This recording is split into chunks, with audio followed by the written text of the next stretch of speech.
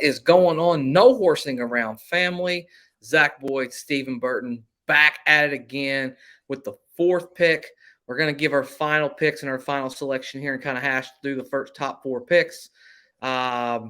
Stephen, I'll let you take it away, and then we'll just probably dive right in this and just have a little bit of fun, go back and forth. Yeah, always off the top, really quickly, you guys. As always, we are powered by our amazing sponsor, WagerWire. Zach talks about it. I talk about it. It's a one-of-a-kind revolutionary sports betting app that will be coming in the next year that you can – I mean, it's amazing because you can get in and out of parlays, which I think is the coolest thing. You can get in and out of your bets. You can bet right on the lines right up to the minute. If it were the app or live, you could be using this to try to figure out the weird, wompy lines that have everything to do with the draft right now. Go over to their website, www.wagerwire.com. You can check them out on Twitter, @WagerWire. Check out their Twitter spaces, by fans, for fans. When you go to their website, drop in your email address. You'll get the alert telling you when the app is actually dropping. Absolutely, man. Steven, this is going to be a fun one. A nice little exercise. I know last Thursday we did the live stream, and that was kind of our mock. We just thought, one last time to kind of go over it, the thoughts the night before. I think these are always fun to come back on, and look back on and where were our thoughts at and what actually ended up happening. As we know, we're going to do a live stream tomorrow. So anyone who's tapped into this, be ready for the live stream. We're going to be right there with you. Should be fun as we react, as we actually take a quarterback right here, and you'll get to see our faces and our reaction when it all happens. But Steven, I guess we'll just go back and forth. I'll start with one, and then you give me your pick. I think the obvious pick for me, Bryce Young. I don't think there's a lot to talk about. But that being said, where are you at with pick one? Yeah, so with the first pick, there we go. It's still there, man. I'll have to get rid of it after the draft. But yeah, I can't argue, man. I mean, you hear a lot of the smoke saying like Will Levis. You see the thing about like, what is it, Reddit saying that he had told people that they had told him, and then Panthers came out and said they've not even told the guy yet that who they're picking. They want to see his reaction. I would be stunned, I think, at this point, if it was anybody but Bryce Young, kind of reading the tea leaves, seeing the stuff where like he's closed in. He only did 2 top 30 visits. It's Bryce Young, man. It's as you like to say, it's the only it's the guy that everyone traded up for. It's the only one who is worthy of trading up for, really, in the draft. Your number one quarterback. So I mean, I'd be stunned if it wasn't him. Yeah, it'd be a shocker if they didn't take him. But you never know. I mean, that's what makes the NFL draft fun, and that would literally turn the draft upside down. Going into to pick 2, I think this is where the draft kind of gets interesting, right? A lot of volatility if you believe the betting markets, and you got to take a little bit of it into account, right? Like Vegas is pretty smart. They're in the know. And they're in the business of making money, not losing money, right? So when those odds shift and dramatically shift, you've got to take a peek at it. Ultimately, second pick, I've said it ad nauseum at this point, but if you're the Houston Texans and you're Nick Caserio and you're in the third year as your general manager of the football team, I just have a really, really, really hard time believing that they don't select a quarterback here, man. I mean, geez, I mean, it would just be very hard for me to wrap my head around that. And because of that, I'm going to go with Will Levis. I do believe that ultimately he has a really high ceiling. He does a lot of the things that NFL general managers kind of gravitate to. Big arm, big build. He is mobile for the modern NFL. And he has displayed, hasn't been consistent enough, Stephen, but he has displayed he can make all of the appropriate NFL throws. So I'm definitely going to lock in on Will Levis here, as we did on the live stream last week. I'm not going to change my mind. I think I'm going to hold tight with Will Levis. So this is where we differed on the live stream on this too. Yeah, a little bit. I think from everything I've heard, and like we're not insiders by any stretch, but like everything that I've heard that you've seen from like people who are in Houston, man, I really think they're going to go defensive player. I don't know why. And one of the big insiders is George McClain. That's not right, but I can't remember his name. He's with the Houston Chronicle. What was it? Well, you have John McClain, who used to John McClain. Why did I say George? John McClain. I was thinking George Bremer. Offseason. He He's retired last offseason. You got Lance Zierlein, a couple other guys on the beat down there as well.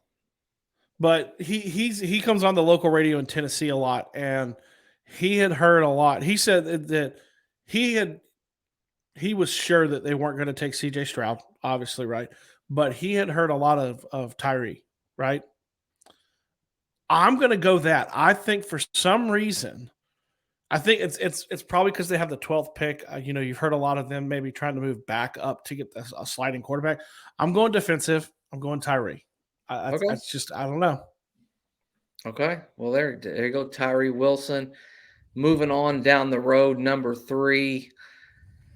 This is where I think actually the first defensive player gets taken. And I'll be honest with you, there's been some rumblings of even a Paris Johnson Jr. here at number 3, just because of the position at need. And what are you going to do? Are you going to solidify for Kyler Murray for the next several years? He's really moving up in the Vegas odds, honestly. I mean, Paris Johnson Jr. is up there pretty high.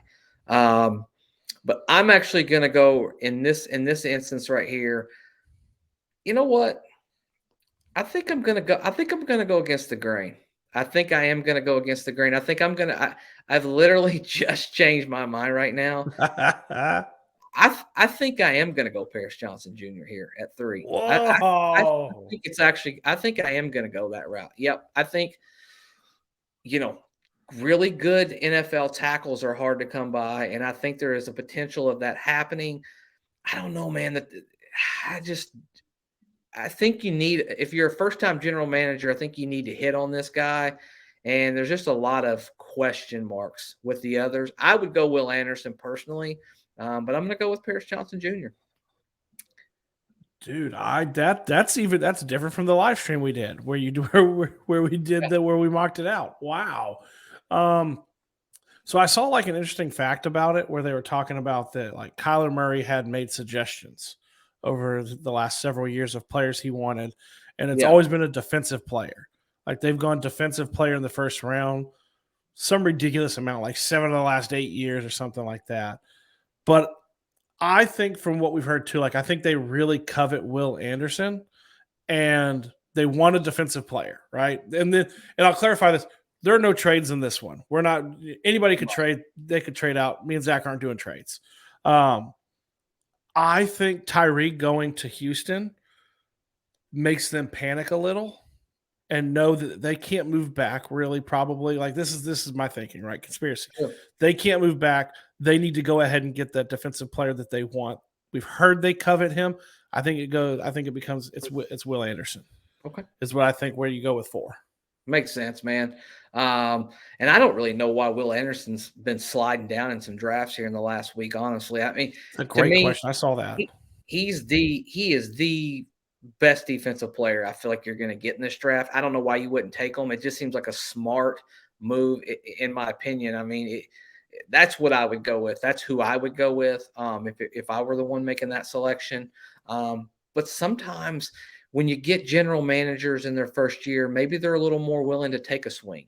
I mean, maybe they're willing to do something a little bit outside the box. And that gets us all to the pick that we really want to talk about the most right here. Colts pick at number 4. Don't expect them to trade out of this pick. Expect them to hang tight with 2 quarterbacks. And you've got your Anthony Richardson on one side. You've got your CJ Stroud. And it's been hard for me to really pull this thing apart, if I'm being honest with you, Stephen. And I guess the only thing that I can't get away from is the fact that they have mentioned so many times about the word accuracy. And Chris Ballard's words, not mine. At some point, you're going to have to sit back there and be able to throw that football when they're barreling down at you. Feels more CJ Stroud than Anthony Richardson. I'm not sure that I would even do that in that scenario, but I think they're going to go CJ Stroud at number 4. I've been back and forth. I've been Richardson. I've been Stroud. Now, I'll say this. If we have all 3 sitting there, I think Levis is the pick.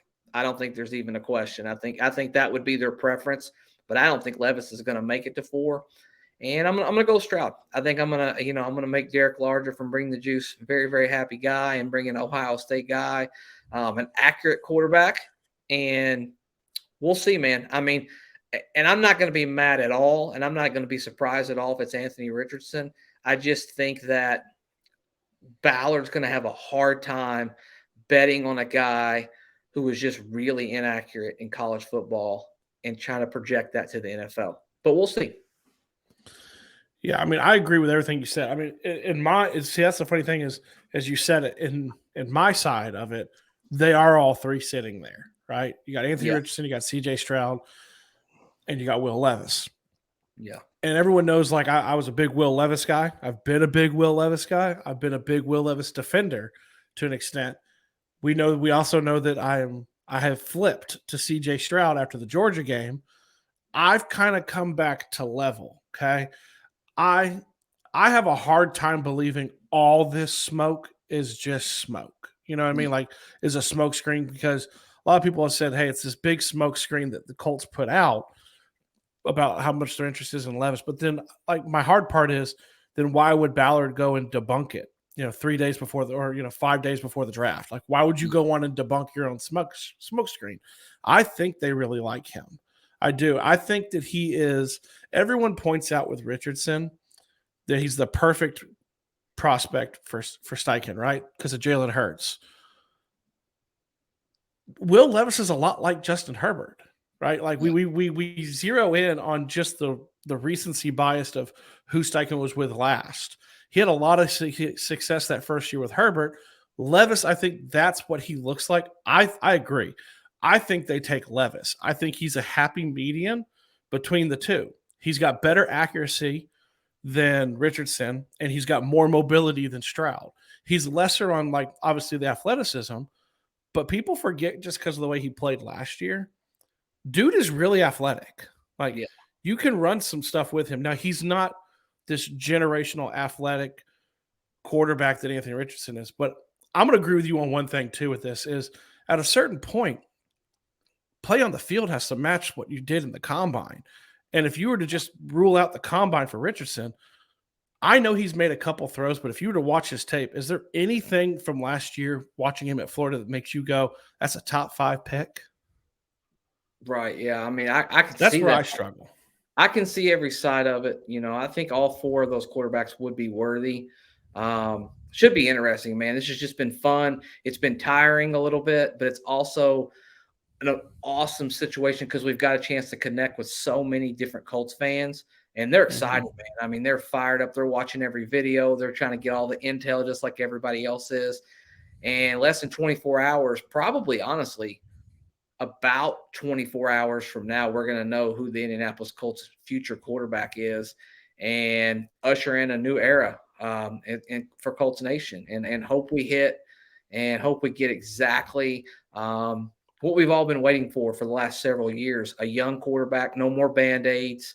We'll grow with this young quarterback. We'll have to be patient year one and then ultimately believe in this coaching staff and see what we can't do. But yeah, I'm excited. I'm looking forward to it. And I'm looking forward to having conversations about an actual quarterback, not a hypothetical quarterback, which I think will be it'll be a nice deep breath for everybody who's put out so much content over the last several months, just speculating over different things. Yeah, I couldn't agree more. I mean, it's kind of like the coaching search, right? You're just tired of doing it, and the only difference with this is, you people have planted their flag on who their guy is, but I think me and you have said we can all agree when the pick is in, you're going to take some time. Hey, they didn't pick your guy. Yeah, He's still in blue and white. He's still rocking the horseshoe on the helmet. You're going to root for him, whether it's 100%. Will Levis, C.J. Stroud, or Anthony Richardson. 100%, man. I mean, I think it's so true. We're all going to have this debate, and we're all going to have our favorite. But the moment that they call that turn that card in, and Roger Goodell calls that quarterback's name, he's a Colt. He's a part of us. He's a part of our family. He's a part of this community, and we all jump in and we support that. And then we start looking into what he can do and what he can be, and that's going to be exciting as well. And we're here for all of it, man. We're going to cover all of that. We're going to cover the draft tomorrow. We're going to cover that kind of some recaps, as the picks go along. I don't know. Maybe something's crazy. Maybe Chris Ballard gets spicy and he trades back up into the first round. If there's a guy that he really really likes. So I mean, You've heard you never that. know. This could be a different year. I think everything's on the table. Before we get off here, Stephen, just want to take a second to tell everybody thank you so much for being a part of this, joining the family. You guys do such a great job of controlling the chat and hopping in there. And the regulars, you already know who you are. Thank you so much. And we look forward to just providing you more content as this exciting weekend comes across. Stephen, send us out, man. Yeah, draft is one day away, guys.